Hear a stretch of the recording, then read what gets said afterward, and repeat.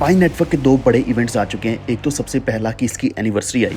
Anniversary के बाद एक हफ्ते का पाई फेस्ट चला। पाई फेस्ट भी जा चुका है, उसमें थोड़ी सी एक्सटेंशन भी मिल चुकी है। लेकिन अभी तक जो सबसे बड़ा अपडेट हम एक्सपेक्ट कर रहे थे वो था कि बाइनेंस के ऊपर इसकी लिस्टिंग होनी, या फिर बायबिट जिसने इसको स्कैम बोला है पाई नेटवर्क को, उसके ऊपर किसी न किसी तरीके से या तो लिस्टिंग होनी या फिर कोई भी नया अपडेट आया बायबिट की तरफ से।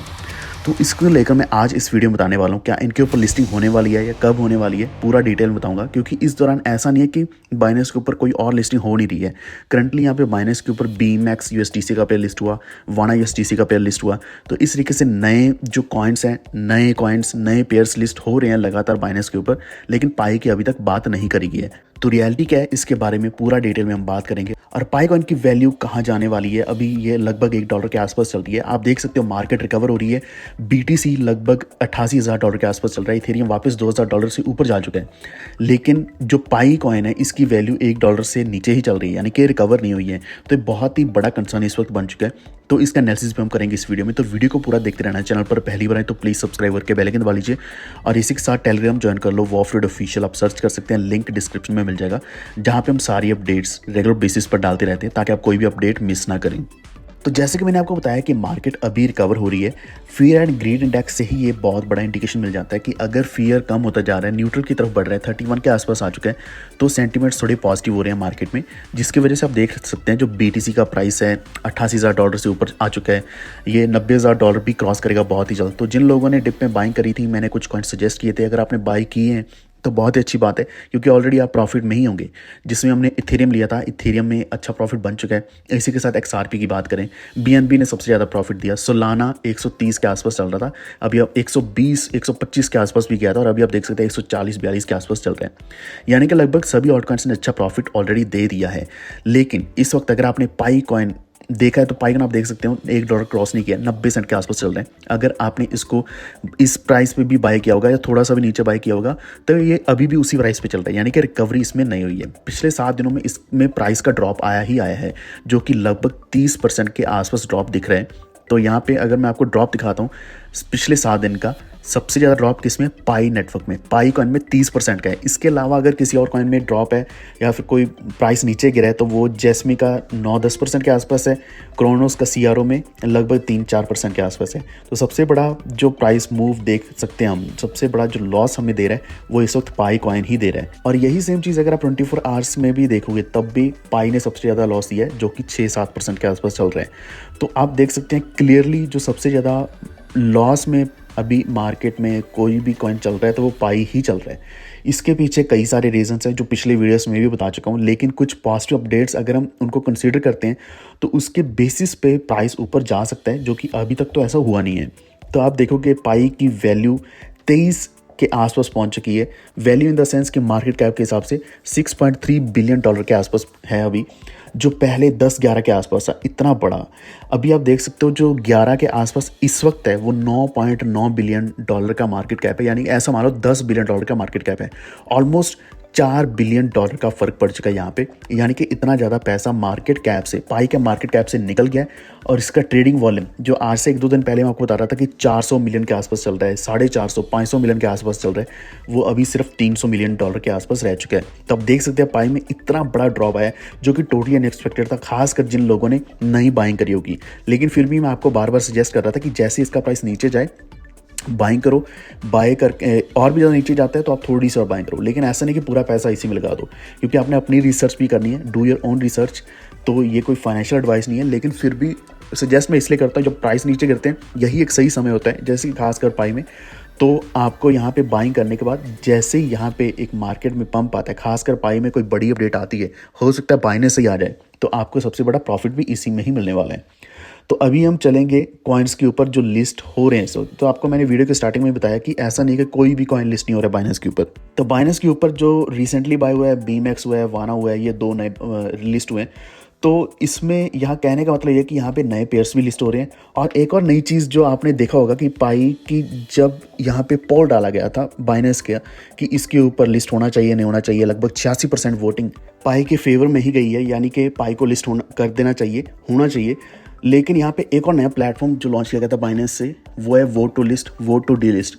तो वोट टू लिस्ट में क्या है कि वहाँ पे कम्युनिटी ही बताती है कि कॉइन को लिस्ट कर देना चाहिए या नहीं करना चाहिए। तो पाई की कम्युनिटी ऑलरेडी बहुत ज़्यादा स्ट्रांग है। पाई की कम्युनिटी स्ट्रांग होने की वजह से हम देख सकते हैं कि अगर फाइनली ये पोल दोबारा से लॉन्च किया जाएगा, जो कि खासकर लिस्टिंग के लिए होगा, तो पाई की लिस्टिंग होने ही वाली है, इसमें कोई भी डाउट नहीं है। लेकिन ये अगेंस्ट कुछ फंडामेंटल्स हैं। अगर बाइनेंस जैसा एक्सचेंज या फिर बायबिट जैसा एक्सचेंज इस कॉइन को या फिर इस प्रोजेक्ट को स्कैम मानता है, तो वो इसको लिस्ट नहीं होने देंगे, क्योंकि यहाँ पे सिर्फ वोट टू लिस्ट नहीं है, इसी के साथ यहाँ पे ड्यू डिलिजेंस भी होता है। तो ड्यू डिलिजेंस में आपको बताया कि ड्यू डिलिजेंस बहुत ही स्ट्रांग होता है। अगर हम वैसे कुछ कॉइन्स की बात करें, फॉर एग्जांपल मीम कॉइन्स की बात करें, तो वो ज़्यादातर कम्युनिटी की सपोर्ट की वजह से ही लिस्ट होते हैं। जैसे कि पाई की कम्युनिटी भी स्ट्रांग है, तो इसको लिस्ट कर देना चाहिए, क्योंकि उसका स्कैम भी होता है, उनको डीलिस्ट भी किया जाता है। मीम कॉइन्स का कोई भी यूज़ केस नहीं होता, हमेशा वो सिर्फ पंप डंप की स्कीम में ही आते हैं। पाई नेटवर्क इस वक्त बड़ी बड़ी एक्सचेंजेस के ऊपर लिस्ट हो चुका है, लेकिन इसको बाइनेंस और बायबिट के ऊपर क्यों नहीं लिस्ट किया जा रहा? इसका सबसे बड़ा रीज़न जो सामने आया है वो है कि पाई की कोर टीम से कोई भी ट्रांसपेरेंसी नहीं आ रही है। इस वक्त आप वजीरेक्स एक्सचेंज को ही देख लो, वो कितना ज़्यादा ट्रांसपेरेंट होने की कोशिश कर रहे हैं, क्योंकि उनका एक बार ट्रस्ट लूज़ हुआ है। जो कम्युनिटी थी एक्सचेंज की, वो अभी ट्रस्ट नहीं कर पा रही है वजीरेक्स के ऊपर, लेकिन फिर भी वो ट्रांसपेरेंसी के लिए ये सब कुछ कर रहे हैं। अगर थोड़ा बहुत भी वो अमाउंट भी मूव करते हैं इधर उधर, तब भी वो बताते हैं कि यहाँ पे अमाउंट मूव हुआ है, इसलिए ट्रांसपेरेंसी पूरी आ रही है। लेकिन पाई ने ट्रांसपेरेंसी नहीं दी है, जिसकी वजह से बाइनेंस ने अभी तक, बायबिट ने अभी तक अप्रूव नहीं किया कि इसको लिस्ट किया जाएगा। लेकिन ये रियलिटी है, अगर बाइनेंस के ऊपर लिस्ट होता है तो डेफिनेटली एक बड़ा मूव देखने को मिलेगा ही मिलेगा। आज का जो बाई किया हुआ पाई है ये $10 तक जाएगा, इसमें कोई भी बड़ा डाउट नहीं है। अब सबसे बड़ी चीज़ क्या है कि यहाँ पे लैक ऑफ ट्रांसपेरेंसी किस चीज़ को बोला जा रहा है? वो ये है कि जो टोकनॉमिक्स है उसके ऊपर कोई भी क्लैरिटी नहीं मिल रही है। बहुत लोग गेस तो कर रहे हैं, लेकिन टोकनॉमिक्स की क्लैरिटी अभी तक नहीं मिली है। इसी के साथ सबसे बड़ी चीज़ एक और जो है वो है कि इनका जो लॉकिंग मैकेनिज्म है पाई नेटवर्क का, वो अभी तक क्लियर नहीं है। वो बहुत बड़ी मिस्ट्री है। लॉकिंग मैकेनिज्म अभी तक इन्होंने क्लियरली नहीं बताया है। शायद ये लॉकिंग सिर्फ उसी तरीके से कर रहे हैं, अगर हम सिर्फ सप्लाई की बात करें तब भी। और दूसरा ये कि अगर आपके खुद के माइन किए हुए पाई हैं तो उसका भी लॉकिंग मैकेनिज्म कोई क्लियर नहीं है। अगर क्लियर होता तो आप देख सकते थे कि आपको पता होता कि आपको कॉइन्स वापस मिलने वाले हैं या फिर मार्केट में इतने कॉइन्स आने वाले हैं। तो ये लॉकिंग मैकेनिज्म जब तक क्लियर नहीं करेंगे, तो ऐसी और भी चीज़ें हैं जिनको ट्रांसपेरेंट जब तक नहीं किया जाएगा, तो बड़े इन्वेस्टर्स इसमें इन्वेस्ट नहीं करने वाले हैं, ना ही बड़ी एक्सचेंजेस इसको लिस्ट करने वाली हैं। इसी के साथ तीसरी चीज़ है बर्निंग मैकेनिज्म। बर्निंग मैकेनिज्म भी क्लियर करना चाहिए, जो कि अभी तक पाई की टीम ने नहीं किया है। तो यहाँ पे तीसरी एक्सचेंज कॉइन बेस भी है, यानी कि सिर्फ बायबिट और बाइनेंस नहीं है, बल्कि कॉइन बेस भी है, जिसके ऊपर लिस्टिंग की अभी तक कोई बात ही नहीं करी गई है। अब एक और सबसे बड़ा जो डाउट है पाई नेटवर्क में, वो ये है कि इसके टोकनॉमिक्स में एक सबसे बड़ा चेंज लगातार दिख रहा है। वो है कि इसकी सर्कुलेटिंग सप्लाई 6.77 बिलियन रह चुकी है, जो कि लगातार डिक्लाइन होती जा रही है। तो पाई की कोर टीम ने 10 मिलियन कॉइन सर्कुलेटिंग सप्लाई से रिमूव किए, तो ये भी एक बड़ा डाउट है। यहाँ पे रीज़न क्या है इसका कुछ भी बताया नहीं गया।